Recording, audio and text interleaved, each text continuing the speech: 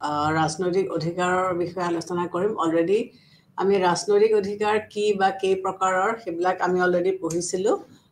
আমি আজি তত্ত্ববিলাক চাম, কিন্তু তত্ত্ববিলাক চোৱাৰ আগতে জাষ্ট অকণমান এবাৰ তোমালোকৰ মনত আছেনে নাই সেইটো চাবৰ কাৰণে মই অকণমান আগৰ কথাখিনি কওঁ। আমি আগতে পঢ়িছিলোঁ যে অধিকাৰ মানেনো আমি কি বুজোঁ, যে আমি সদায় এই শব্দটো খুব মানে কমনলি ইউজ কৰোঁ। কথাই প্ৰতি আমাৰ অধিকাৰ আছে বা আমাৰ অধিকাৰৰ পৰা কোনোবাই বঞ্চিত কৰিছে, এই শব্দবিলাক আমি খুব বেছি কওঁ। গতিকে অধিকাৰ বুলিলে ৰাজনীতি বিজ্ঞানত কিন্তু যি মন যায় তাকে কৰাটো নুবুজায়। এই অধিকাৰবিলাকৰ কিছুমান সীমাবদ্ধতাৰ মাজতহে আমি অধিকাৰবিলাক উপভোগ কৰিব পাৰোঁ। অধিকাৰক যদি আমি চৰমভাৱে উপলব্ধি কৰোঁ বা উপভোগ কৰিবলৈ দিয়া হয়, তেতিয়াহ'লে সি আল্টিমেটলি এটা কেঅটিক চিটুৱেশ্যনৰে সৃষ্টি কৰিব। গতিকে এতিয়া ধৰা মই মত প্ৰকাশ কৰাৰ মোৰ অধিকাৰ আছে, গতিকে মই যি মন গৈছে মই তাকেইতো ক'লে নহ'ব। গতিকে যি মন গৈছে তাকেই যদি মই কওঁ, তেতিয়া কি হ'ব, এটা সংঘৰ্ষৰ সৃষ্টি হ'ব বা এটা কনফ্লিক্টৰ সৃষ্টি হ'ব। কাৰণ মই কোৱা কথাখিনি হয়তো অন্য কোনোবা এজনে হয়তো ভাল পোৱা নাই বা পচন্দ নকৰিবও পাৰে। গতিকে এটা সীমাবদ্ধৰ ভিতৰত থাকিহে আমি আমাৰ অধিকাৰসমূহ আমি উপভোগ কৰিব পাৰোঁ বা উপভোগ কৰাটো উচিত। ধৰি লোৱা মই ৰাস্তাটোত খোজকঢ়াৰ মোৰ অধিকাৰ আছে, মই বুকুখিনিৰে খোজকাঢ়ি যাম, কিন্তু আন এজনৰতো সেই একে অধিকাৰ আছে। মই যদি মোৰ নিজৰ ৰাস্তাটোত নাথাকি পেলাই মই অন্য এটা ৰাস্তাত সোমাই দিওঁ, তেতিয়াহ'লে কি হ'ব, ইজন মানুহে আৰু মোৰ মাজত এটা মানে কনফ্লিক্ট হ'ব বা খুন্দা মাৰিম। গতিকে দুইজনৰ অপকাৰ হ'ব।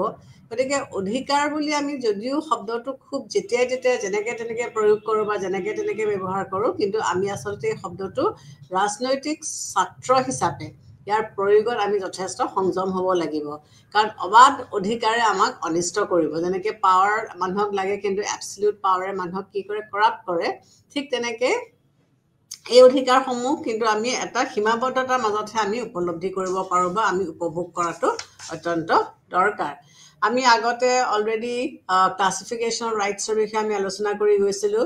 এই ক্লাছিফিকেশ্যন আমি কি পাইছোঁ যে ৰাইটছক আমি 3টা ভাগত ভাগ কৰিছিলোঁ: নেচাৰেল ৰাইটছ, মৰেল ৰাইটছ আৰু লিগেল ৰাইটছ। তাৰপিছত এই ৰাইটছবিলাকক আকৌ আমি চিভিল ৰাইটছত ভাগ কৰিছিলোঁ। চিভিল ৰাইটছত আমি কি পাইছোঁ যে আমাৰ জীয়াই থকাৰ অধিকাৰ আছে, জীৱনৰ অধিকাৰ আছে, বা আমাৰ প্ৰতিৰক্ষাৰ অধিকাৰ আছে, বা আমাৰ পৰিয়াল গঠন কৰাৰ অধিকাৰ আছিলে, বা আমাৰ বাক স্বাধীনতা আছে, বা আমাৰ মত প্ৰকাশ কৰাৰ অধিকাৰ আছিলে।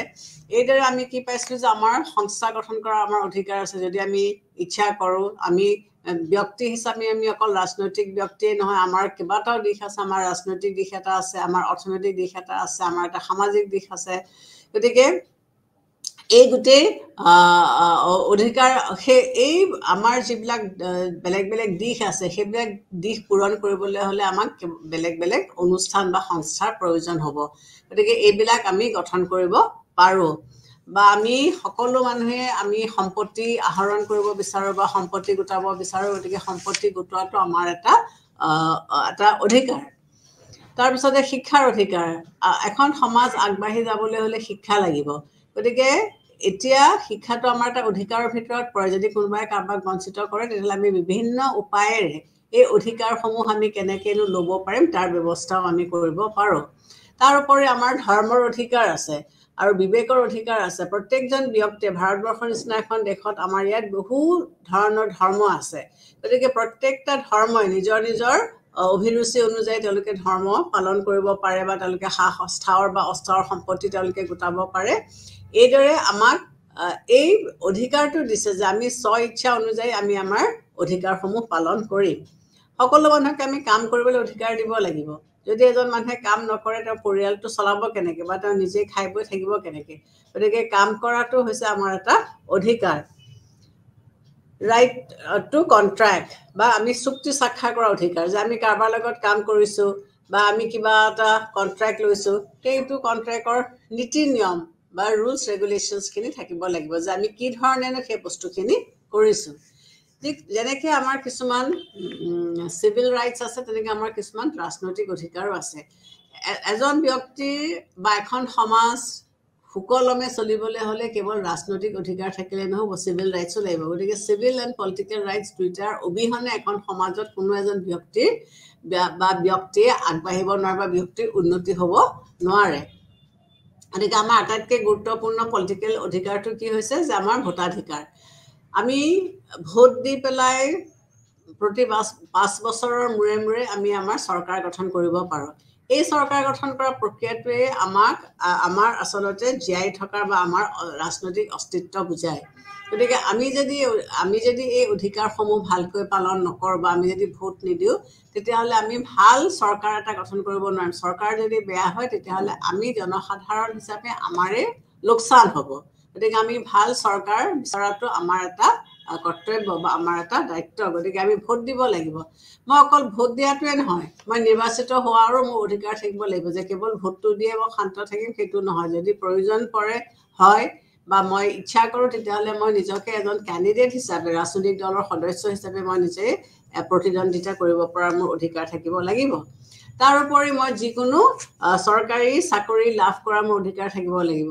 মোৰ যদি মানে এক্সপিৰিয়েঞ্চ আছে মোৰ যদি নলেজ আছে মোৰ যদি এক্সপিৰিয়েঞ্চ আছে মোৰ যদি গোটেই অভিজ্ঞতাখিনি আছে তেতিয়াহ'লে মই মোৰ সেই অভিজ্ঞতা অনুযায়ী যিকোনো এটা চৰকাৰী কামত মই কাম কৰিব পৰা অধিকাৰটো মোৰ হাতত থাকিব লাগিব তাৰোপৰি কেতিয়াবা যদি দেখোঁ যে চৰকাৰে মোক দিবলগীয়া বস্তুখিনিৰ পৰা মোক বঞ্চিত কৰিছে বা যেনেকৈ দিব লাগে তেনেকৈ দিয়া নাই তেতিয়াহ'লে মই কি কৰিব পাৰোঁ মই পেটিশ্যন দিব পাৰোঁ মই চৰকাৰৰ ওচৰত আবেদন কৰিব পাৰোঁ যে এই বস্তুখিনি চৰকাৰে মোক দিয়া নাই বা এই বস্তুখিনি মোক চৰকাৰে দিব লাগে তাৰোপৰি ৰাজনৈতিক অধিকাৰৰ ভিতৰত আৰু এটা খুব গুৰুত্বপূৰ্ণ অধিকাৰ হৈছে কি সমালোচনা কৰা চৰকাৰক সমালোচনা কৰা আগতে যেতিয়া ব্ৰিটিছৰ ৰাজ চলিছিলে তেতিয়া আমি ব্ৰিটিছ চৰকাৰক সমালোচনা কৰিব নোৱাৰোঁ যদি সমালোচনা কৰোঁ তেতিয়া চৰকাৰে আমাক জেলত ভৰাই থ'ব কিন্তু গণতন্ত্ৰৰ most important এলিমেণ্টটো হৈছে কি যে আমি দৰকাৰ পৰিলে চৰকাৰকো সমালোচনা কৰিব পাৰোঁ যদি দেখোঁ যে চৰকাৰে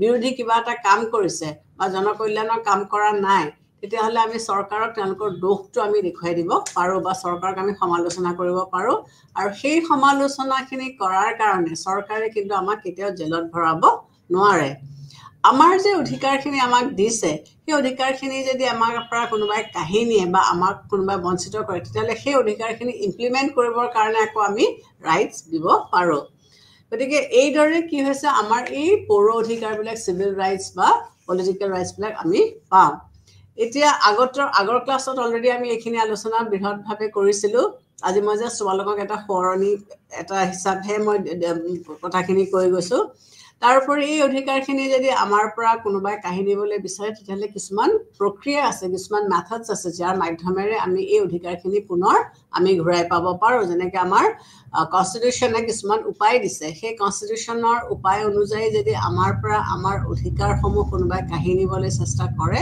তেতিয়াহ'লে এই অধিকাৰখিনি আমি ঘূৰাই পাব পাৰিম বা আইনৰ সহায় লৈ গতিকে আইনে আমাক এই সহায়খিনি কৰি দিব বা আমাৰ যিটো ক্ষমতাৰ পৃথকীকৰণ নীতি মণ্টেস্কুৱে যিটো তত্ত্ব কৈছে ক্ষমতাৰ পৃথকীকৰণ তত্ত্বৰ মাধ্যমেৰেও আমি আমাৰ এই অধিকাৰখিনি পুনৰ ঘূৰাই পাব পাৰোঁ তাৰোপৰি আমি এটা যদি নিৰপেক্ষ জুডিচিয়াৰী থাকে তেতিয়াহ'লে এই নিৰপেক্ষ জুডিচিয়াৰীটোৱে কি কৰিব আমাক এই অধিকাৰসমূহ আমাৰ পৰা যদি কোনোবাই কাঢ়ি লৈ গৈছে বা খৰ্ব কৰিছে তেতিয়াহ'লে এই নিৰপেক্ষ জুডিচিয়াৰী বা ন্যায়পালিকাই আমাক এই অধিকাৰসমূহ ঘূৰাই দিব তাৰোপৰি এই অধিকাৰসমূহ আৰু এটা ইম্পৰ্টেণ্ট মিনছ আছে যাৰ মাধ্যমেৰে আমি এই অধিকাৰখিনি ঘূৰাই পাব পাৰোঁ সেইটো হৈছে জনমত চৰকাৰে যদি কিবা আমাৰ অধিকাৰ কাঢ়ি নিছে বা আমাৰ মতৰ বিৰুদ্ধে কিবা আইন প্ৰণয়ন কৰিছে বা পাছ কৰিছে তেতিয়াহ'লে এটা ষ্ট্ৰং সুস্থ সবল জনমত যদি গঠন কৰা হয় তেতিয়াহ'লে চৰকাৰে আল্টিমেটলি কিন্তু এই জনমতৰ ওচৰত মূৰ দোৱাবলৈ বাধ্য হয় গতিকে ষ্ট্ৰং পাব্লিক অপিনিয়ন খুবেই ইম্পৰ্টেণ্ট যদি আমি আমাৰ অধিকাৰসমূহ সুৰক্ষিত কৰি ৰাখিব বিচাৰিছোঁ তাৰোপৰি আমাৰ কি হ'ব ৰাজনৈতিক সচেতনতা আমি যদি ৰাজনৈতিকভাৱে সচেতন হৈ থাকোঁ তেতিয়াহ'লে আমাৰ পৰা আমাৰ অধিকাৰসমূহ কিন্তু কোনেও কাঢ়ি নিব নোৱাৰে গতিকে ৰাজনৈতিক সচেতনতাটো সাংঘাতিক প্ৰয়োজন বা দৰকাৰ তাৰোপৰি ফাইনেলি এই অধিকাৰসমূহ পাবৰ কাৰণে আমাৰ যিবিলাক ৰাজনৈতিক দল আছে এই ৰাজনৈতিক দলবিলাকে কিন্তু এটা খুব গুৰুত্বপূৰ্ণ ভূমিকা প্লে কৰে গতিকে ৰাজনৈতিক দলে জনসাধাৰণৰ আগত যিবিলাক মতামত দাঙি ধৰে সেই মতামতৰ ভিত্তিত জনসাধাৰণে তেওঁলোকে কেতিয়াবা যিটো চৰকাৰে শাসন কৰিছে শাসক দলৰ বিৰুদ্ধেও তেওঁলোকে মানে মত প্ৰকাশ কৰিব পাৰে বা কেতিয়াবা তেওঁলোকক ৰাজনৈতিক দলসমূহে ৰাস্তা দেখুৱাই দিয়ে যে এইখিনি বস্তু ভুল হৈছে বা এইখিনি কৰাটো অনুচিত। গতিকে এইবিলাকৰ মাধ্যমেৰে আমি আমাৰ অধিকাৰসমূহ সাব্যস্ত কৰিব পাৰোঁ। এতিয়া আমি আহোঁ আমাৰ থিয়ৰিজবিলাকলৈ। আমাৰ বিভিন্ন তত্ত্ব আছে, তাৰ ভিতৰত এটা হৈছে প্ৰাকৃতিক অধিকাৰৰ তত্ত্ব বা নেচাৰেল ৰাইটছ থিয়ৰি। তাৰপিছতে আহিলে বৈধিক তত্ত্ব বা লিগেল ৰাইটছ থিয়ৰি। তাৰপিছতে আহিলে আইডিয়েলিষ্টিক থিয়ৰি বা আদৰ্শবাদী তত্ত্ব। তাৰপিছতে সামাজিক ৱেলফেয়াৰ বা সমাজ কল্যাণ তত্ত্ব। তাৰপিছতে আহিলে হিষ্টৰিকেল থিয়ৰি বা অধিকাৰৰ ঐতিহাসিক তত্ত্ব।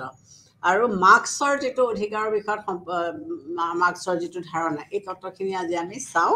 প্ৰথমতে আমি চাওঁ নেচাৰেল ৰাইটছ, প্ৰাকৃতিক অধিকাৰ। প্ৰাকৃতিক অধিকাৰ বুলি ক'লে আমি কি বুজো? তাৰমানে এই অধিকাৰ সৃষ্টি কেতিয়া হ'ল এইটো লৈ পেলাই কিন্তু ৰাজনৈতিক নেতাসকলে হওক, পলিটিকেল ফিলচফাৰ্ছসকলে হওক, তেওঁলোকৰ কিন্তু মতামতবোৰ বেলেগ। কিছুমান আমি ক্ৰমান্বয়ে যেতিয়া পঢ়ি যাম তেতিয়া এই ভেদবোৰ বা এই যিবিলাক ভাৱ আমাৰ মনলৈ আহিছে ইয়াৰ উত্তৰ আমি স্বতঃস্ফূৰ্তভাৱে আমি পাই যাম। এতিয়া কথাটো হৈছে কি যে অধিকাৰৰ আৰম্ভণিটো কেতিয়া হ'ল? গতিকে ইয়াত বেলেগ বেলেগ পলিটিকেল ফিলচফাৰ্ছে বেলেগ বেলেগ ধাৰণা দিছে বা তেওঁলোকে বেলেগ বেলেগ মত প্ৰকাশ কৰিছে।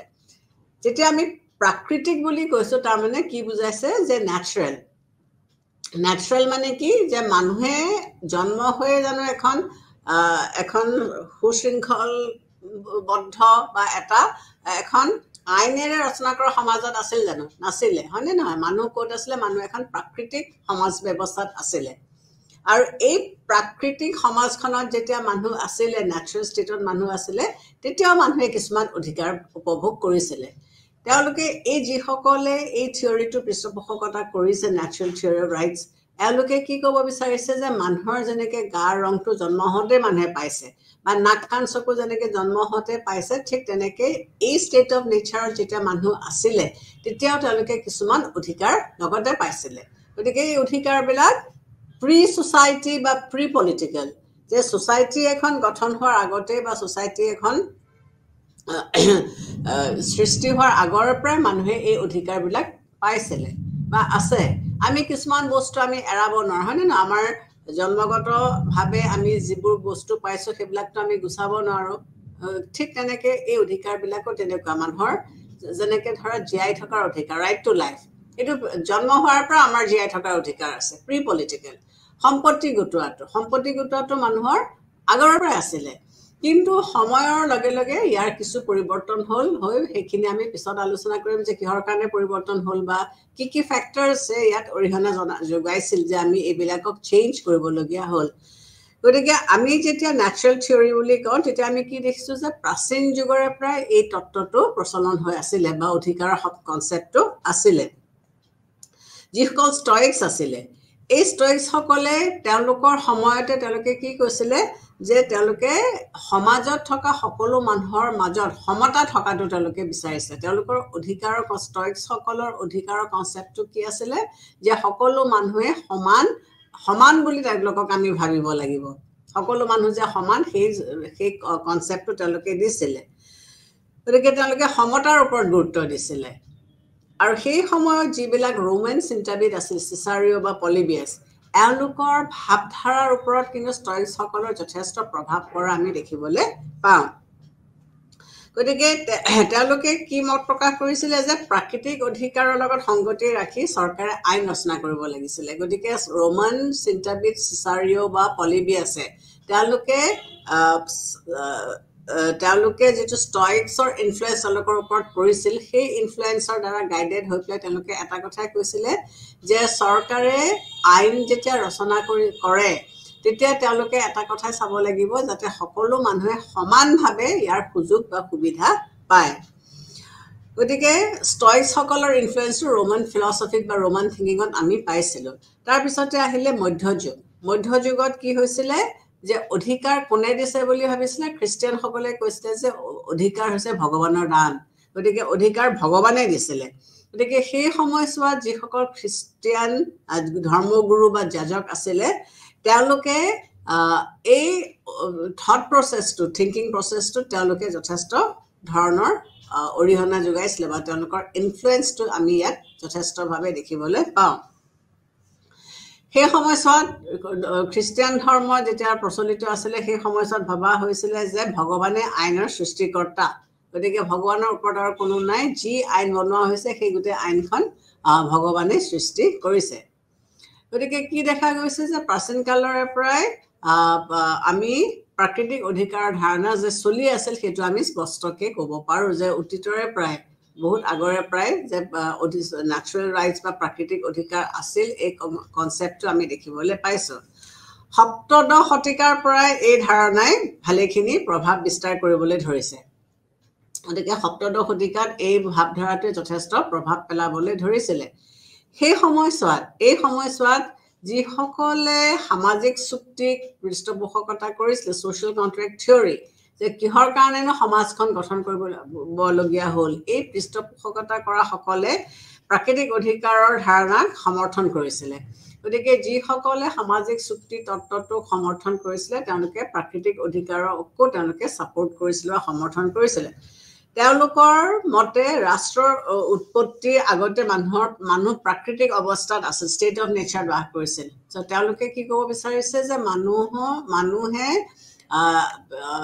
আইনসংগতভাৱে থকাৰ আগতে তেওঁলোকে প্ৰাকৃতিক ষ্টেটত আছিলে আৰু এই প্ৰাকৃতিক অৱস্থাত তেওঁলোকে কি কৰিছিলে কিছু অধিকাৰ তেওঁলোকে ভোগ কৰিছিলে ষ্টেট অফ নেচাৰত য'ত তেওঁলোকে বাস কৰিছিলে তাতো তেওঁলোকে কিছুমান অধিকাৰ উপভোগ কৰিছিলে গতিকে ৰাষ্ট্ৰৰ উৎপত্তিৰ আগতে মানুহে অধিকাৰ ভোগ কৰিবলৈ সুবিধা পাইছিল গতিকে ৰাষ্ট্ৰৰ উৎপত্তিৰ আগতে মানুহে কিছুমান অধিকাৰ ভোগ কৰিবলৈ সুবিধা পাইছিলে হবজৰ মতে সমাজ জীৱন আৰম্ভ হোৱাৰ আগতে মানুহে অধিকাৰ সৃষ্টি হৈছিলে মানে প্ৰি ছ'চিয়েল ষ্টেটত সমাজ এখন সৃষ্টি হোৱাৰ আগতে মানুহে যিখন প্ৰি ছ'চিয়েল ষ্টেটত আছিলে তাতে তেওঁলোকে কিছুমান অধিকাৰ পাইছিলে আৰু লোকেও সেই একেটা কথাই কৈছে যে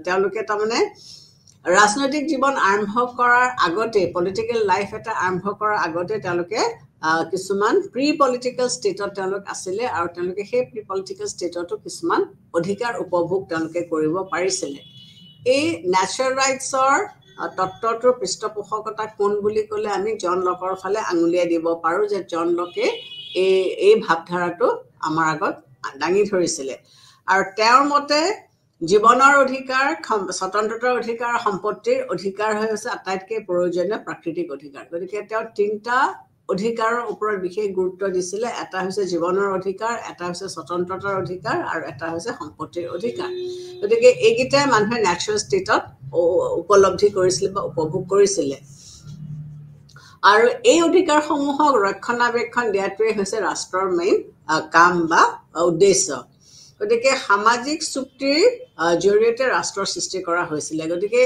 এই ৰাষ্ট্ৰখন কিয় আহিলে যে মানুহে যিখিনি সুবিধা উপভোগ কৰিব বিচাৰিছিলে সেইখিনি তেওঁলোকে ৰাষ্ট্ৰ এখন গঠন কৰি লৈছিলে কাৰণ প্ৰি ছ'চিয়েল ষ্টেটৰ অৱস্থা হবছৰ যদি আমি ছ'চিয়েল কণ্ট্ৰেক্ট থিয়ৰিটোৰ ফাললৈ আঙুলিয়াই চাওঁ তেতিয়াহ'লে দেখিম যে কণ্ডিশ্যনটো বৰ সুবিধাজনক মানুহৰ নাছিলে গতিকে তেওঁলোকে এখন চুক্তি কৰিছিলে আৰু এই চুক্তিৰ ফলতে লকে ক'ব বিচাৰিছে কি যে আমি আমাৰ অধিকাৰসমূহ এই চুক্তিটোৰ ফলত আমি পাইছোঁ গতিকে তেওঁ প্ৰতিৰোধ অধিকাৰৰ কথা কৈছিলে যে মানুহে যিখিনি প্ৰি নেচাৰেল ষ্টেটত অধিকাৰ পাইছিলে সেইখিনি যদি আমাৰ পৰা কোনোবাই কাঢ়ি নিবলৈ চেষ্টা কৰে তেতিয়াহ'লে আমি জনসাধাৰণে সেই চৰকাৰক দায়িত্বটো নিদি পেলাই আমি অন্য কাৰোবাক দিব পাৰোঁ গতিকে আমি ছ'চাইটিখন ৰাষ্ট্ৰখন গঠন কৰিলোঁ কেলে আমাৰ অধিকাৰসমূহ সুৰক্ষিত কৰিবৰ কাৰণে আৰু এই ৰাষ্ট্ৰসমূহ সুৰক্ষিত কৰিবলৈ যাওঁতে আমি কি কৰিব লাগিব চৰকাৰক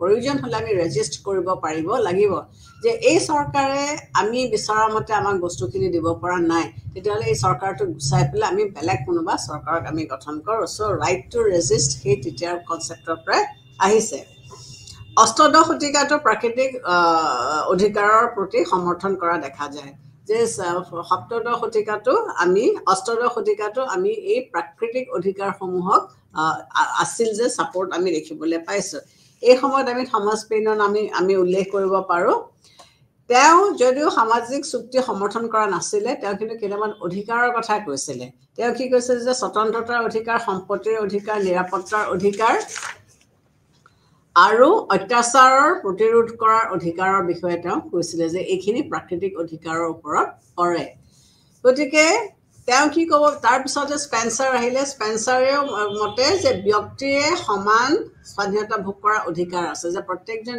স্পেন্সাৰেও সেই একেখিনি কথাকে কৈছে যে প্ৰত্যেকজন ব্যক্তিৰে সমান অধিকাৰ ভোগ কৰাৰ অধিকাৰ আছে আৰু আনৰ স্বাধীনতাত বাধাৰ সৃষ্টি নকৰাকৈ অধিকাৰ ভোগ কৰিব পাৰিব লাগিব মই যেতিয়া মোৰ অধিকাৰখিনি ভোগ কৰিম তেতিয়া মই চাব লাগিব যে অইনে এই অধিকাৰখিনিৰ পৰা বঞ্চিত হোৱা নাই মই যেনেকৈ অকণমান আগতে তোমালোকক এটা উদাহৰণ দিলো যে আমি এটা ৰাস্তাইদি গৈ আছো ইফালৰ পৰাতো বেলেগ মানুহ আহিব গতিকে দুইটা পাৰ্টিৰে ৰাস্তাত গৈ থকাৰ অধিকাৰ আছে গতিকে দুইটা পাৰ্টিৰ যদি সংযম হয় তেতিয়াহ'লে তেওঁলোকে কাকো খুন্দা নমৰাকে বা কোনো এটা এক্সিডেণ্ট নোহোৱাকৈ নিজৰ পথত তেওঁলোক গৈ থাকিব পাৰিব গতিকে দুইটা পক্ষই ভাবি ল'বলৈ লাগিব বা জানিব লাগিব যে দুইজনৰ সমান অধিকাৰ আছে গতিকে স্পেন্সাৰেও সেই একেখিনি কথাকে ক'বলৈ বিচাৰিছে যে প্ৰত্যেকজন ব্যক্তিৰ অধিকাৰ আছে আৰু এজন ব্যক্তিয়ে তেওঁৰ অধিকাৰটো উপভোগ কৰিবলৈ যাওঁতে অন্য এজন যাতে বঞ্চিত নহয় গতিকে আমেৰিকাৰ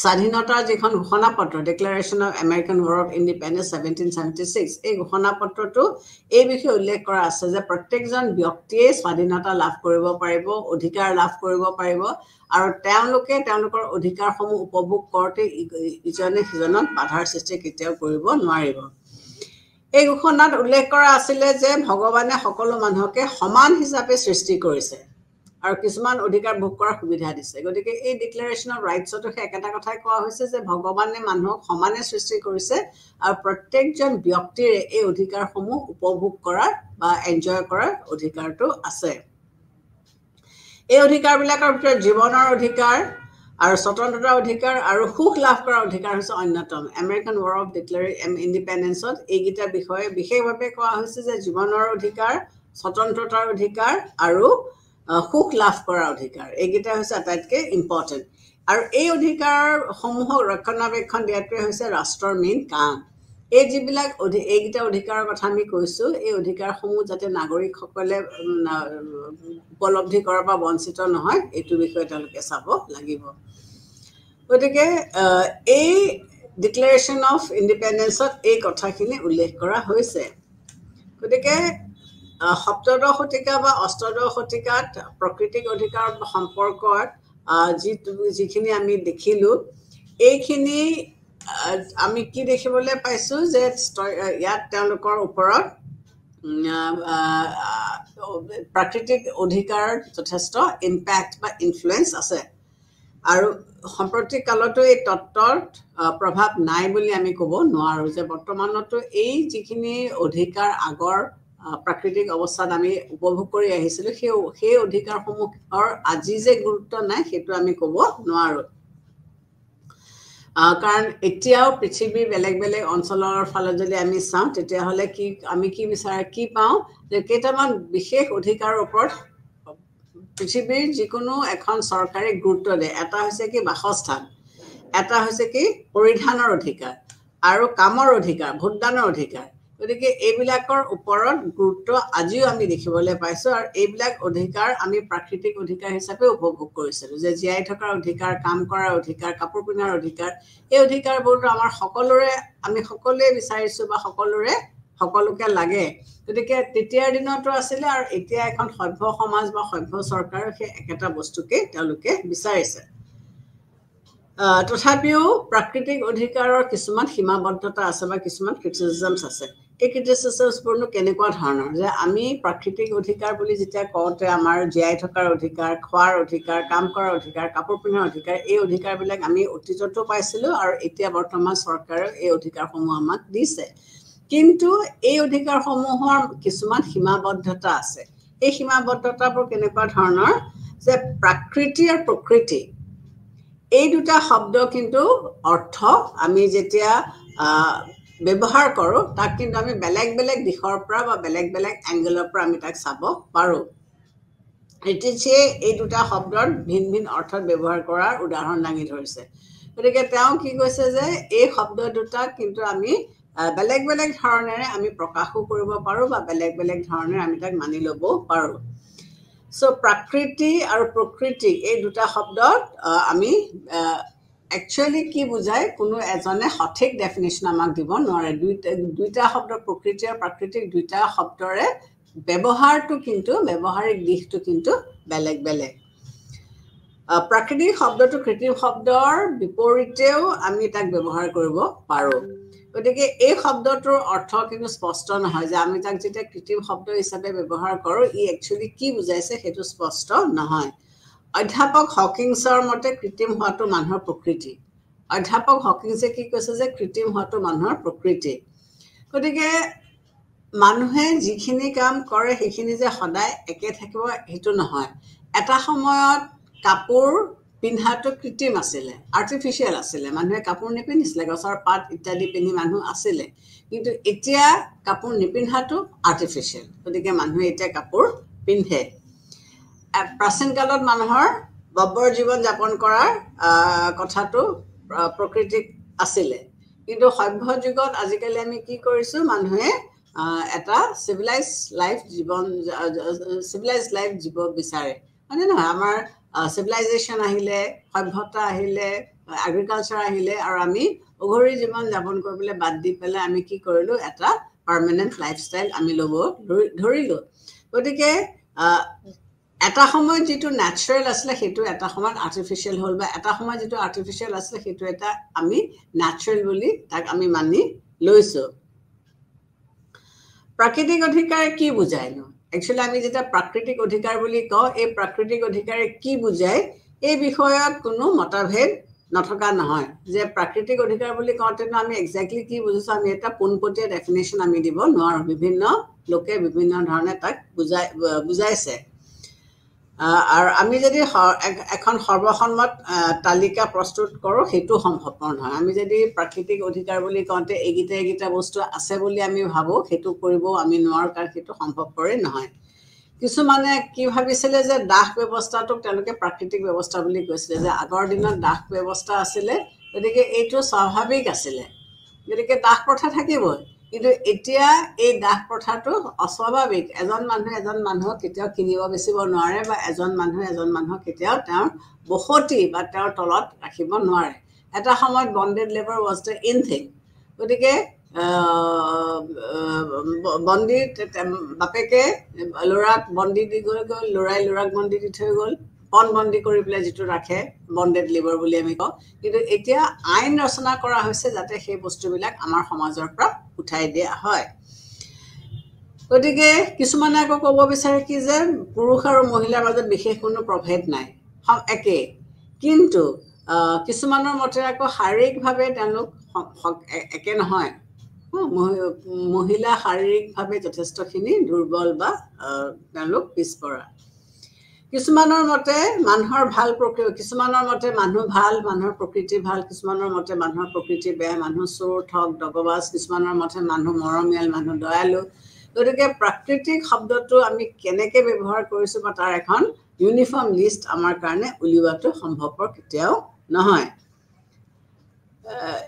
সেই প্ৰাকৃতিক অধিকাৰ বুলি ক'লে কি বুজায় এইটো লৈ পেলাই যে সংঘত নাই সেইটো আমি নকওঁ ইয়াৰ মাজত সংঘত ডেফিনেটলি আছে সমতা আৰু স্বতন্ত্ৰতা মানুহৰ চৰম অধিকাৰ হিচাপে আমি কেতিয়াও বিবেচনা কৰিব নোৱাৰো আমি যদি কওঁ যে স্বতন্ত্ৰতা আৰু সমতা চৰম অধিকাৰ তেতিয়াহ'লে কি হ'ব ভুল হ'ব মানুহক যেতিয়া আমি চৰম ক্ষমতা দিম তেতিয়াহ'লে মানুহৰ যেটো ৱৰ্ক প্ৰসেস বা যেটো ধৰণে মানুহে কাম কৰিব মানুহক হেম্পাৰ কৰিব গতিকে সমতা আৰু স্বতন্ত্ৰতাক আমি সমানে সাইড বাই সাইড কেতিয়াও যাবলৈ দিব নোৱাৰো দুইটাক আমি ৰেষ্ট্ৰিকশনৰ মাজত ৰাখিহে আমি তাক ব্যৱহাৰ বা উপলব্ধি কৰিব পাৰিম প্ৰাকৃতিক অধিকাৰ সম্পৰ্কীয় কিছুমান গুৰুত্বপূৰ্ণ আখোৱা আছে আৰু এই আখোৱাৰ মতে কি হৈছে যে যে সমাজ অবিহনেও মানুহৰ অধিকাৰ থাকিব পাৰে যে আমি যেটো কৈছো যে সমাজতহে অধিকাৰ থাকিব কিন্তু এই আখোৱাহৰ ভিতৰত আৰু এটা কথা আছে কি যে সমাজৰ অবিহনেও এই অধিকাৰবোৰ থাকিব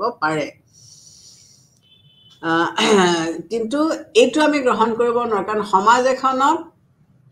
সমাজ এখন নাথাকিলে অধিকাৰ কেনেকৈ থাকিব সমাজত চলি থকা আইন কানুন বা যিবিলাক প্ৰচলিত নীতি নিয়ম সেই প্ৰচলিত নীতি নিয়মৰ দ্বাৰা ভিত্তি কৰিহে এখন কিছুমান অধিকাৰৰ সৃষ্টি হৈছে গতিকে সমাজৰ পৰা অধিকাৰ পোৱা যায় আৰু ৰাষ্ট্ৰৰ এই অধিকাৰবিলাকক স্বীকৃতি দিব লাগিব গতিকে বিভিন্ন ৰাইটাৰ্ছে এই প্ৰাকৃতিক অধিকাৰক লৈ পেলাই বিভিন্ন দিশৰ পৰা তেওঁলোকে আমাক কথা বুজাইছে বা আমাক কিবা কিবি দিবলৈ চেষ্টা কৰিছে কিন্তু এইটো কথা খাটাং বা এইটো কথা সঁচা যে সমাজৰ অবিহনে অধিকাৰ থাকিব নোৱাৰে আৰু সমাজে এই অধিকাৰবিলাকক স্বীকৃতি দিব লাগিব আৰু নিৰাপত্তা দিব লাগিব তেতিয়াহে এজন ব্যক্তিয়ে এই অধিকাৰসমূহ উপভোগ কৰিব পাৰিব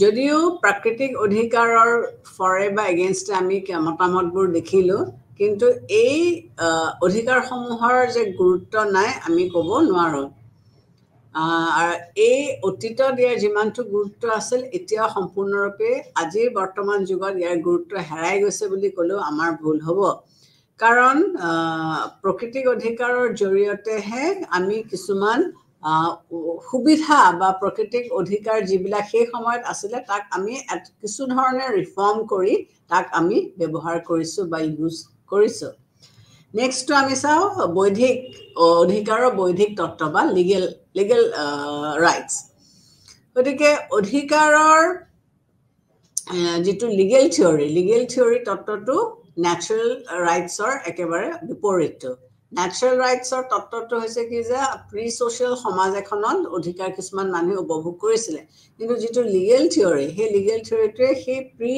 ছ'চাইটিৰ অধিকাৰসমূহক নাকচ কৰিছে আৰু নাকচ কৰি পেলাই কি কৈছে যে ৰাষ্ট্ৰৰ পৰাহে মানুহে অধিকাৰ পায় আৰু ৰাষ্ট্ৰই এই অধিকাৰবিলাকক ৰক্ষণাবেক্ষণ দিয়ে গতিকে লিগেল থিয়ৰীৰ কনচেপ্টটো হৈছে কি যে ছ'চাইটি এখন নথকাকৈ অধিকাৰ হ'ব নোৱাৰে গতিকে ছ'চাইটিত থাকিহে ৰাষ্ট্ৰ এখন গঠন কৰাৰ পিছতহে অধিকাৰ আহিছে আৰু ৰাষ্ট্ৰৰ মেইন কাম হৈছে কি যে অধিকাৰবিলাকক ৰক্ষণাবেক্ষণ দিব লাগিব তেওঁলোকে যিসকলে লিগেল থিয়ৰীটো বিশ্বাস কৰে তেওঁলোকে কি কৈছে যে অধিকাৰ ভগৱানৰ দান নহয় ভগৱানে সৃষ্টি কৰা নাই অধিকাৰ ৰাষ্ট্ৰই ৰচনা কৰিছে আৰু ৰচনা কৰি আইন সৃষ্টি কৰিছে গতিকে অধিকাৰসমূহ কোনে সৃষ্টি কৰিছে ৰাষ্ট্ৰই আইন ৰচনা কৰি পেলাই এই অধিকাৰসমূহ সৃষ্টি কৰিছে আগৰ যিবিলাক খ্ৰীষ্টিয়ান ধৰ্মৰ যাজকসকলে কৈছিলে যে অধিকাৰবিলাক তেওঁলোকে সৃষ্টি কৰিছে এইটোৱে এই তত্ত্বটোৱে এইটো ধূলিসাৎ কৰিছে তো ৰাষ্ট্ৰ তেওঁলোকৰ মতে লিগেল থিয়ৰী অফ ৰাইটছৰ মতে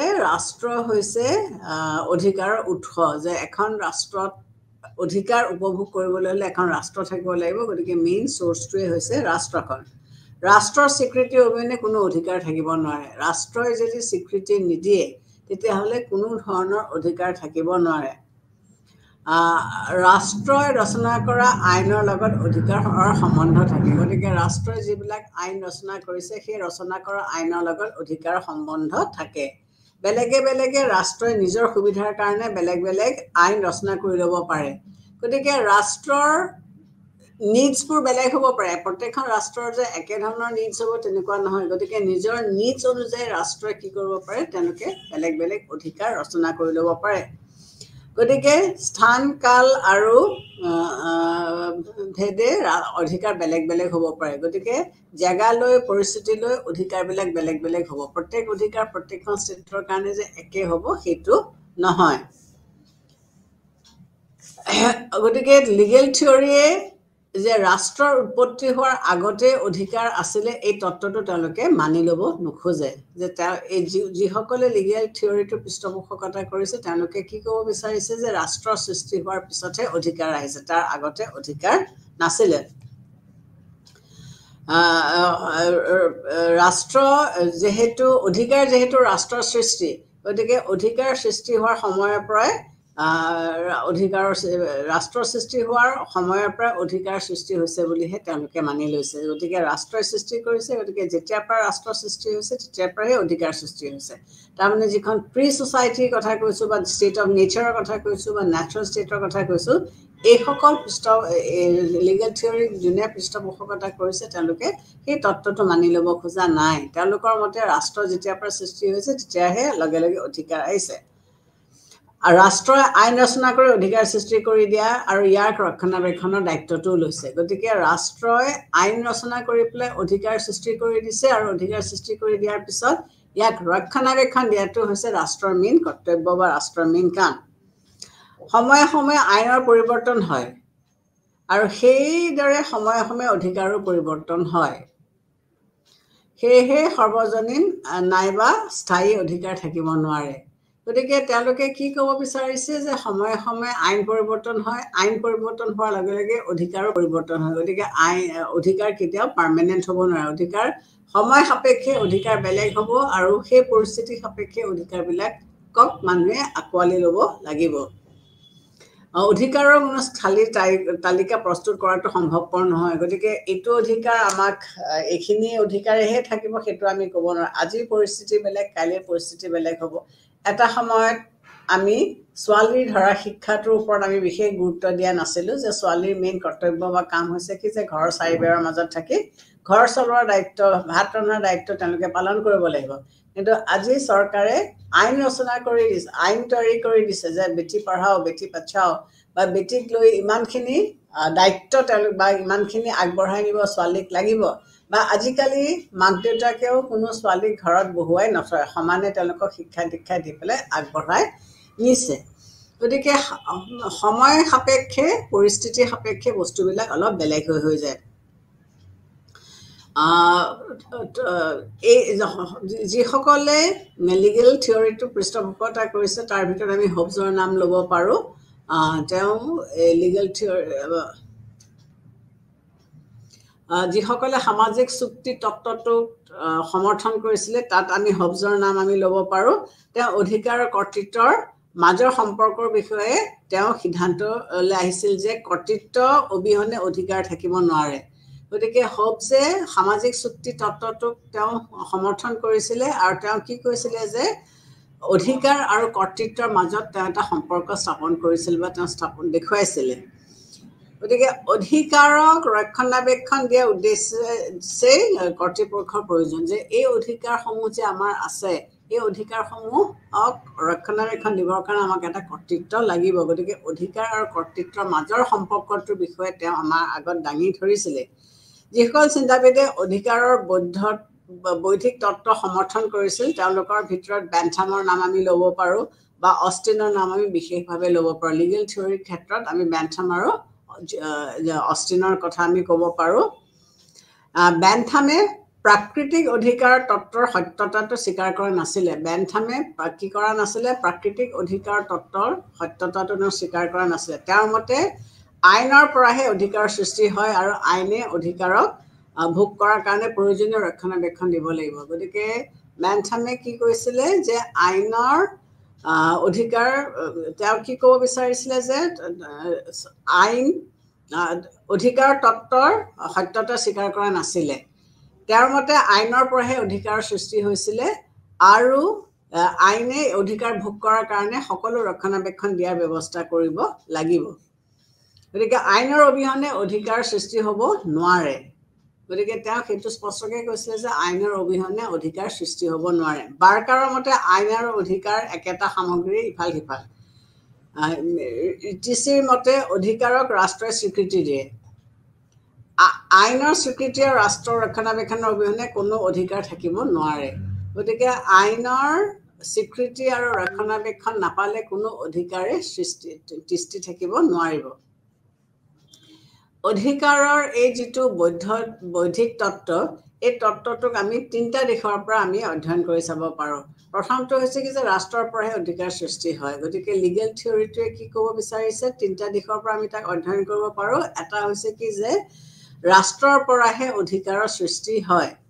দ্বিতীয়তে ৰাষ্ট্ৰই অধিকাৰৰ পৰিসৰ নিৰ্ধাৰণ কৰি দিয়ে। তৃতীয়তে কি কৰে, ৰাষ্ট্ৰই অধিকাৰৰ পৰিসৰ নিৰ্ধাৰণ কৰি দিয়ে যে কিমানটোৰ ভিতৰত অধিকাৰ বুলি কোৱা যাব বা কিমানখিনি অধিকাৰ এজন ব্যক্তিয়ে ভোগ কৰিব পাৰিব, সেইটো ৰাষ্ট্ৰই নিৰ্ধাৰণ কৰি দিয়ে। আৰু তৃতীয়তে কি কৰিছে, অধিকাৰ ভোগৰ বিষয়ত যিবোৰ বাধা থাকে অধিকাৰ ভোগ কৰাৰ বিষয়ে যিবোৰ বাধা থাকে ৰাষ্ট্ৰই সেই বাধাবোৰক আঁতৰ কৰি দিব লাগিব গতিকে এজন ব্যক্তিয়ে তেওঁ অধিকাৰ ভোগ কৰিবলৈ যাওঁতে তেওঁ যিবোৰ বাধা পাব সেইবিলাক কিন্তু ৰাষ্ট্ৰই দূৰ কৰি দিব লাগিব ইনফ্যাক্ট ৰাষ্ট্ৰই স্বীকৃতি আৰু ৰক্ষণাবেক্ষণৰ অবিহনে কোনো অধিকাৰ থাকিব নোৱাৰিব গতিকে ৰাষ্ট্ৰই যদি আমাক কোনো ৰক্ষণাবেক্ষণ নিদিয়ে গতিকে ৰাষ্ট্ৰৰ ৰক্ষণাবেক্ষণৰ অবিহনে আমি কিন্তু কোনো ধৰণৰ অধিকাৰ ভোগ কৰিব নোৱাৰিম গতিকে এই লিগেল থিয়ৰিটোৰ আমি কিছুমান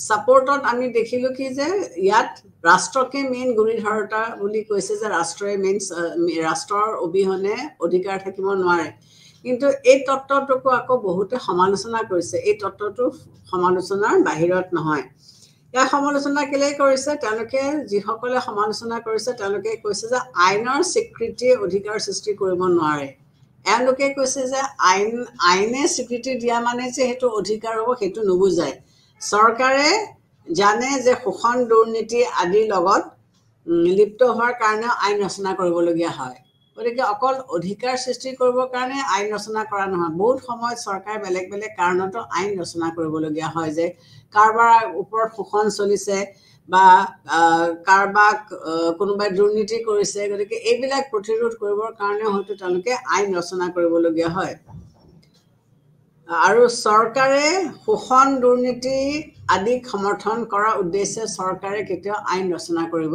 নোৱাৰে গতিকে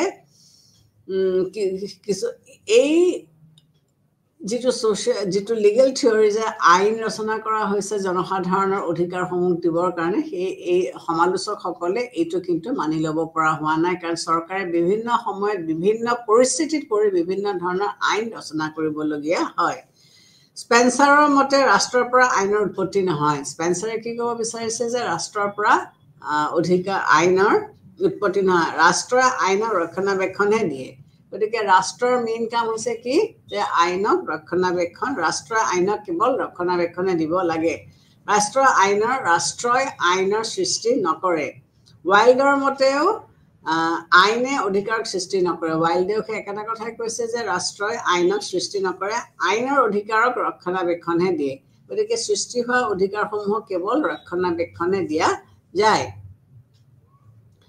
আইনে স্বীকৃতি নিদিলে অধিকাৰ থাকিব পাৰে এইসকলৰ মতে যে আইনে যদি কিবা কাৰণে স্বীকৃতি দিয়া নাই তথাপিও অধিকাৰ থাকিব পাৰে অধিকাৰ হোৱাৰ কাৰণে ইয়াক কাৰ্যকৰী কৰা হয় যদি আমি অধিকাৰ হোৱাৰ কাৰণে আমি তাক ইমপ্লিমেণ্ট কৰিব পাৰোঁ যে এইখিনিক আমি অধিকাৰ বুলি ধৰি লৈছোঁ গতিকে ইয়াক আমি প্ৰযোজ্য কৰিছোঁ বা ইমপ্লিমেণ্ট কৰিছোঁ অধিকাৰৰ নতুন মূল্য থাকিব লাগিব যে এই অধিকাৰ নৈতিকতাৰ ভিত্তিত প্ৰতিষ্ঠিত অধিকাৰকে স্বীকৃতি দিয়া হয় গতিকে যিবিলাক অধিকাৰ নৈতিকতাৰ ওপৰত ভিত্তি কৰি পেলাই গঠন কৰা হৈছে তেতিয়া তাকহে আমি অধিকাৰ বুলি স্বীকৃতি দিওঁ গতিকে আইনে ৰচনা কৰা প্ৰতিটো বস্তুৱে যে ই অধিকাৰত পৰিণত হ'ব সেইটো নুবুজায় ৰাষ্ট্ৰক অধিকাৰৰ স্ৰষ্টা হিচাপে মানি লোৱাত ৰাষ্ট্ৰক চৰম ক্ষমতা অধিকাৰী কৰি দিয়া হ'ব যদি আমি ৰাষ্ট্ৰক অধিকাৰ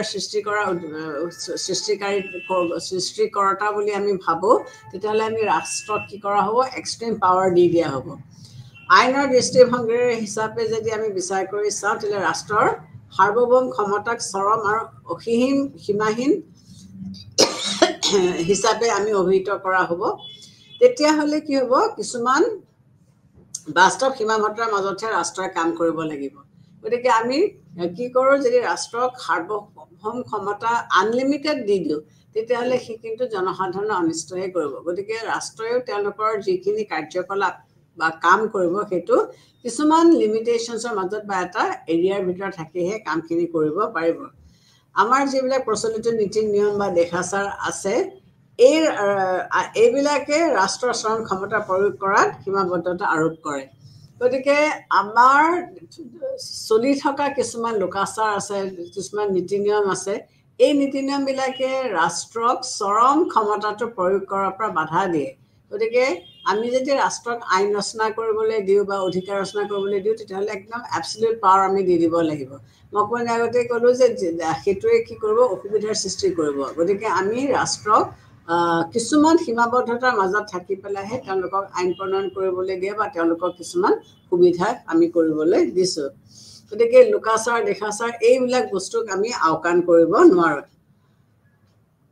গতিকে সকলোবিলাক আইন ৰাষ্ট্ৰৰ পৰা উৎপত্তি হোৱাটো সঁচা হিচাপে আমি বিবেচনা কৰিব নোৱাৰোঁ যে প্ৰত্যেকটা আইনেই ৰাষ্ট্ৰৰ পৰা সৃষ্টি হৈছে সেইবুলি আমি মানি ল'ব নোৱাৰোঁ। প্ৰত্যেক দেশৰ আইনক সংশোধন কৰিব পৰা যায়, প্ৰত্যেকখন দেশৰ আইন সংশোধন কৰিব পৰা যায়। আইন সংশোধন হোৱাৰ লগে লগে আইনে সৃষ্টি কৰা অধিকাৰবিলাকো সংশোধন হ'ব। কাৰণ সমাজ পৰিৱৰ্তনশীল, আজি যিটো চলি আছে কাইলৈ সেইটো নাথাকিব পাৰে, বা কালি যিটো চলা নাছিলে আজি হয়তো সেইটো ইনথিং হ'ব পাৰে। গতিকে সমাজ পৰিৱৰ্তন হোৱাৰ লগে লগে মানুহৰ আইন বেলেগ হ'ব, অধিকাৰবোৰ বেলেগ হ'ব, চব পৰিস্থিতি পৰিৱেশ চববোৰ বেলেগ হৈ যাব। সেই আইনকে অধিকাৰৰ চূড়ান্ত সৃষ্টিকৰ্তা হিচাপে আমি অভিহিত কৰিব নোৱাৰোঁ যে আইনেই সৰ্বে সৰ্বা, আইনে সকলোখিনি কৰিছে, এইটো আমি মানি ল'ব নোৱাৰোঁ। অধিকাৰৰ নৈতিক আদৰ্শৰ ভিত্তিটো প্ৰতিষ্ঠা হোৱা উচিত। গতিকে অধিকাৰক আমি বহু ক্ষেত্ৰত এটা নৈতিক আদৰ্শৰ ওপৰত ভিত্তি কৰাটো আমাৰ কাৰণে অত্যন্ত গুৰুত্বপূৰ্ণ। ইয়াৰ উপৰিও আইন কি আৰু আইন কি হোৱা উচিত তাৰ মাজতো মৌলিক প্ৰভেদ আছে, যে আইন কি বা আইন কেনেকুৱা হোৱা উচিত সেইটোৰ মাজতো আমি কিছুমান প্ৰভেদ দেখিবলৈ পাওঁ। প্ৰয়োজন হ'লে ৰাষ্ট্ৰৰ বিৰুদ্ধে জনসাধাৰণৰ অধিকাৰ থাকিব পাৰে, ইফ নেচেচাৰী। যদি ৰাষ্ট্ৰই কেতিয়াবা, মই আগতেও কৈছোঁ যে ৰাষ্ট্ৰই যদি স্বেচ্ছাচাৰী হিচাপে কাম কৰে বা ৰাষ্ট্ৰই যদি কিবা এটা ভুল কৰে, তেতিয়াহ'লে কিন্তু জনসাধাৰণৰ ৰাষ্ট্ৰৰ বিৰুদ্ধে মাত মতাৰ অধিকাৰ থাকিব লাগে। লাস্কে এই অধিকাৰক প্ৰতিৰোধক অধিকাৰ হিচাপে অভিহিত কৰিছে। লাস্কে যে টু ৰেজিষ্ট দ্য ষ্টেট, এইটোক প্ৰতিৰোধক অধিকাৰ হিচাপে অভিহিত কৰিছে। গ্ৰীণৰ মতে জনসাধাৰণৰ মানসিক উৎকৰ্ষ সাধন কৰাৰ উদ্দেশ্যে প্ৰয়োজনীয় পৰিৱেশৰ সৃষ্টি কৰিব নোৱাৰিলে ৰাষ্ট্ৰই কি কৰিব লাগিব? ৰাষ্ট্ৰক নাগৰিকসকলে প্ৰতিৰোধ কৰিব লাগিব। গতিকে গ্ৰীণৰ মতে যে ৰাষ্ট্ৰই নাগৰিকৰ উৎকৰ্ষ সাধনৰ কাৰণে যেনেকুৱা এটা পৰিৱেশৰ সৃষ্টি কৰাটো প্ৰয়োজন, যদি কিবা কাৰণে পৰা নাই তেতিয়াহ'লে কিন্তু ৰাষ্ট্ৰই সেইটোক প্ৰতিৰোধ কৰিব পাৰিব লাগিব। তেতিয়াহ'লে জনসাধাৰণে তাক প্ৰতিৰোধ কৰিব পাৰিব লাগিব। ৰাষ্ট্ৰৰ পৰাই অধিকাৰ সৃষ্টি হোৱা বুলি মানি ল'বলৈ টান। গতিকে যিহেতু তাক অপ'জ কৰিব পৰা যায়, জনসাধাৰণে তাক প্ৰয়োজন সাপেক্ষে অপ'জ কৰিব পাৰে, তেতিয়াহ'লে ৰাষ্ট্ৰৰ পৰাই যে সৃষ্টি হৈছে সেইটো আমি ক'বলৈ টান। কিয়নো ৰাষ্ট্ৰৰ কৰ্তৃপক্ষই কেতিয়াও ৰাষ্ট্ৰৰ প্ৰতিৰোধক অধিকাৰক স্বীকৃতি নিদিয়ে। গতিকে ৰাষ্ট্ৰই যিটো কৰ্তৃপক্ষ, সেই কৰ্তৃপক্ষটোৱে ৰাষ্ট্ৰৰ প্ৰতিৰোধৰ অধিকাৰক কেতিয়াও ছাপোৰ্ট নকৰে বা হেৰি নকৰে। কেতিয়াবা আকৌ কোনোবা ব্যক্তি বা ব্যক্তিগোষ্ঠীয়ে শাসনৰ ক্ষমতা লাভ কৰি নিজৰ উদ্দেশ্য সাধন কৰিবলৈ তেওঁলোকে কি কৰিব পাৰে? চেষ্টা কৰিব পাৰে আৰু আনৰ অধিকাৰৰ ওপৰত হস্তক্ষেপ নীতি গ্ৰহণ কৰিব পাৰে। গতিকে কি দেখা যায় যে বহুত সময়ত কোনোবা ব্যক্তি বা ব্যক্তিগোষ্ঠীয়ে কি কৰিব পাৰে? শাসন ক্ষমতা লাভ কৰিবৰ কাৰণে তেওঁলোকে আনৰ ক্ষমতাৰ ওপৰত হস্তক্ষেপ কৰিব পাৰে। গতিকে অধিকাৰৰ বৌদ্ধিক তত্ত্বই এনে হস্তক্ষেপৰ প্ৰতি সমৰ্থন জনায় আৰু ইয়াৰ ফলত কিছুমান অধিকাৰক ভোগৰ সুবিধাৰ পৰা বঞ্চিত কৰে। গতিকে যদি কোনোবাই তেনেকুৱা কৰে তেতিয়াহ'লে তেওঁলোকে কিন্তু কিছুমান সুবিধাৰ পৰা তেওঁলোক বঞ্চিত হ'ব। অধিকাৰৰ বৌদ্ধিক তত্ত্বৰ প্ৰধান আশা এইটোৱেই যে সকলো দিশৰ ওপৰত গুৰুত্ব দিয়া নাই। যে আমি যেতিয়া অধিকাৰ বুলি কৈছোঁ তেতিয়াহ'লে আমি কি দেখিছোঁ যে সকলোবিলাক দিশ ইয়াত তেওঁলোকে আঁকোৱালি লোৱা নাই। ইতিহাস দেখাচাৰ নাইবা আইনৰ সৃষ্টি হ'লেও অধিকাৰৰ নৈতিক নীতি নিয়মৰ ভিত্তিত প্ৰতিষ্ঠিত হ'ব লাগে। গতিকে নীতি নিয়মৰ ওপৰত যদি প্ৰতিষ্ঠিত কৰা নাযায় তেতিয়াহ'লে ইয়াৰ যথেষ্ট কিছুমান অসুবিধা হয়। ইয়াৰ যদিও কিছুমান আশাবাহ আছে, কিন্তু এই তত্ত্বটোৰ গুৰুত্ব বা এই তত্ত্বটোৰ ইম্পৰ্টেঞ্চটো আমি নাইকিয়া কৰিব নোৱাৰোঁ। ৰাষ্ট্ৰৰ অবিহনে অধিকাৰ থকাৰ কথা কেতিয়াও আমি মানি ল'ব নোৱাৰোঁ। গতিকে যিবোৰ দাবী মানুহৰ নৈতিক উৎকৰ্ষ সাধনৰ কাৰণে প্ৰয়োজন, তেনে দাবীক ৰাষ্ট্ৰই স্বীকৃতি নিদিলে প্ৰকৃতাৰ্থত কোনো দাবীয়ে সফল হ'ব নোৱাৰিব। গতিকে জনসাধাৰণৰ উন্নতিৰ কাৰণে, জনসাধাৰণৰ মংগলৰ কাৰণে যিখিনি বস্তু আমাৰ প্ৰয়োজন বা দৰকাৰ সেইখিনি আমাক দিবই লাগিব। গতিকে আমি আৰু এটা অধিকাৰ চাওঁ, সেইটো হৈছে কি আইডিয়েলিষ্টিক থিয়ৰী অফ ৰাইটছ বা অধিকাৰৰ আদৰ্শবাদ তত্ত্ব।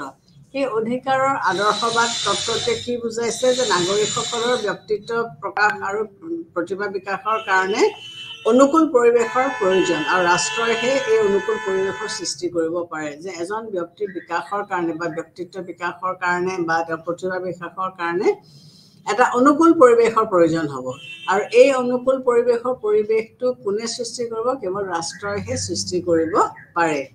এই তত্ত্বমতে অধিকাৰৰ ধাৰণাৰ ব্যক্তিৰ নৈতিক বিকাশৰ লগত জড়িত। গতিকে এই আইডিয়েলিষ্টিক থিয়ৰিটোৱে কি ক'ব বিচাৰিছে যে অধিকাৰৰ তত্ত্বটো নাগৰিকৰ নৈতিক বিকাশৰ লগত জড়িত। যে অধিকাৰ যদি এজন ব্যক্তিয়ে লাভ কৰিবলৈ হয় তেতিয়াহ'লে তেওঁৰ কিছুমান নৈতিক বিকাশো তেওঁৰ হ'ব লাগিব। সেয়েহে প্ৰত্যেক সমাজতে ব্যক্তিৰ নৈতিক বিকাশৰ সুবিধা থকাটো উচিত।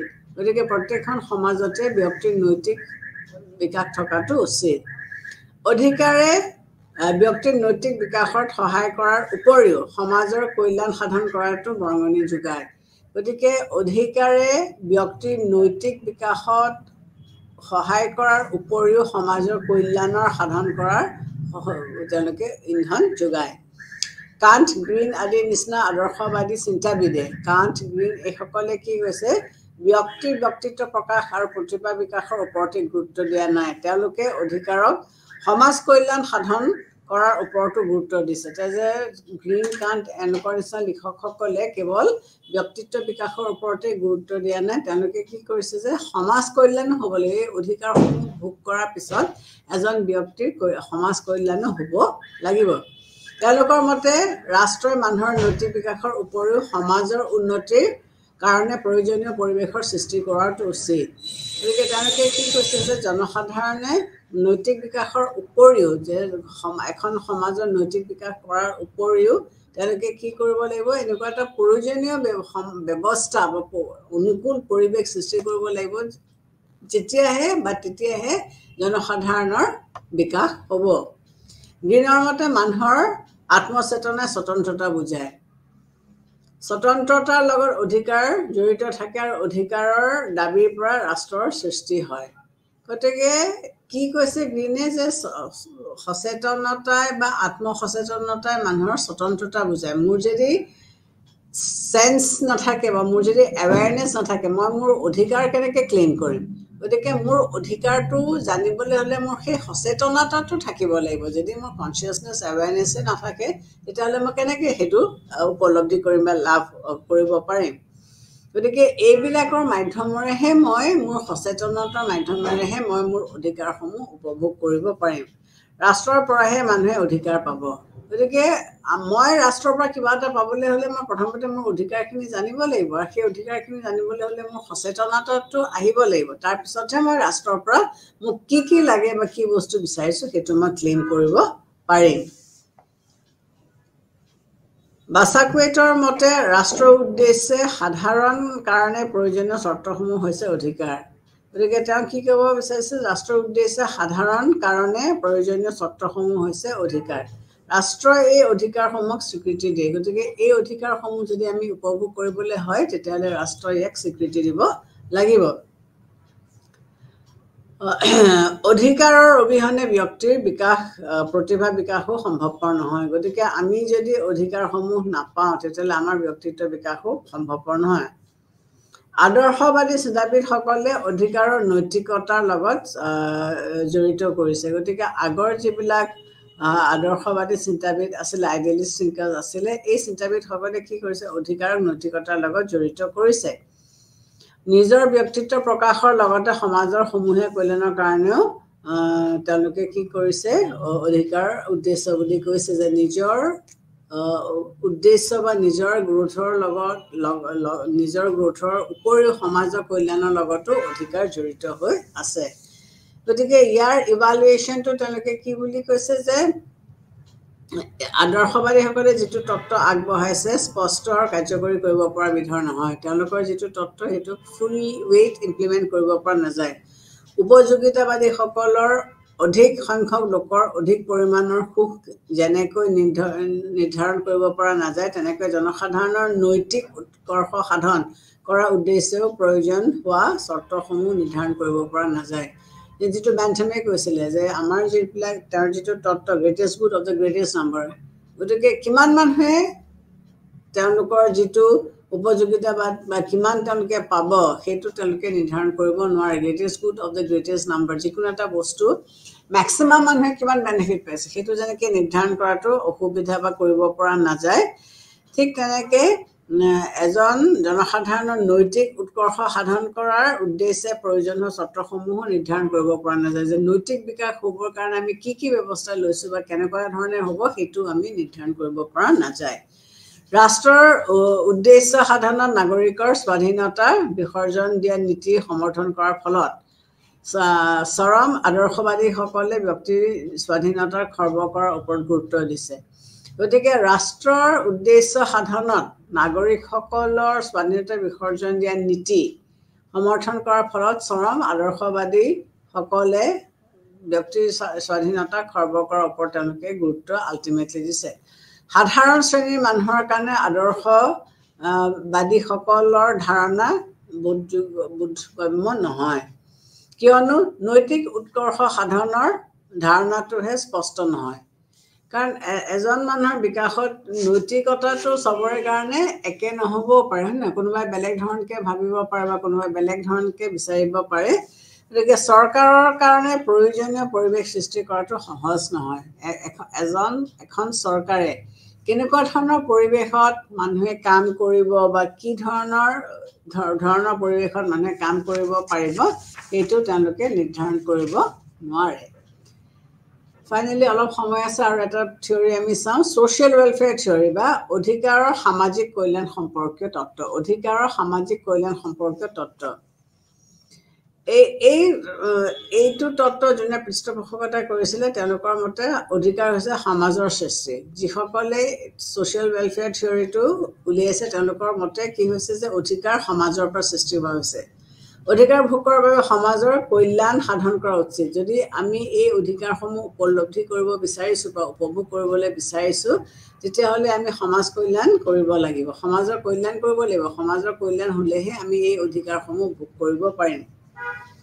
তেওঁলোকৰ মতে প্ৰাকৃতিক অধিকাৰ, দেশাচাৰ, প্ৰচলিত নীতি নিয়ম আদি সমাজৰ কল্যাণৰ ওপৰত গুৰুত্ব দিয়াটো উচিত। গতিকে এই যিসকলে এই তত্ত্বটো উপলব্ধি ফ'ল' কৰিছে তেওঁলোকে কি কৈছে যে দেশাচাৰ বা প্ৰচলিত যিবিলাক নীতি নিয়ম বা সমাজ কল্যাণৰ ওপৰত তেওঁলোকে বিশেষভাৱে গুৰুত্ব দিয়াটো উচিত। উপযোগিতাবাদৰ সমৰ্থকসকলেও এই তত্ত্ব সমৰ্থন কৰিছে। যিসকলে greatest good of the greatest নাম্বাৰৰ কথা কৈছিলে তেওঁলোকেও এই তত্ত্বটোক সমৰ্থন কৰিছে। বেন্থাম, মিল আদি উপযোগিতাবাদৰ সমৰ্থকসকলে এই তত্ত্বৰ সমৰ্থন জনাইছিল। গতিকে বেন্থাম, মিল আদিৰ নিচিনা লেখকে ইউটিলিটেৰিয়ানসকলে এই তত্ত্বটোক তেওঁলোকে সমৰ্থন বা তেওঁলোকে ছাপোৰ্ট কৰিছে।